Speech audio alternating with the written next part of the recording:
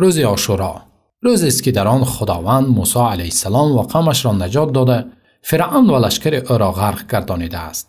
پیامبر صلی الله علیه و سلم آن روز را چون اظهار محبت و برادری به موسی علیه السلام و همچون شکر بر یاری و نصرت خداوند روزه داشته فرمودند. امید دارم که روزه عاشورا پاکسازنده گناه سال گذشته باشد. اینچنین مستحب است که با روز عاشورا روز نهم را نیز به نیت مخالفت با یهود و نصارا روزه داشته شود. بعضی مراسم هایی که اهل بدعت در این روز انجام می‌دهند عمل های باطل است. مثل آن که به خاطر شهادت حضرت حسین رضی الله عنه این روز را ماتم گرفته خود را زده زخمی می‌سازند. اظهار غمگینی به شهادت حسین رضی الله عنه با پیش نمودن صبر، طلب اجر و راضی بودن از قضا و قدر افاده می‌گردد. عاشورا روز نجات بوده امیدواری و خوشبینی را در دلها احیا می‌کند.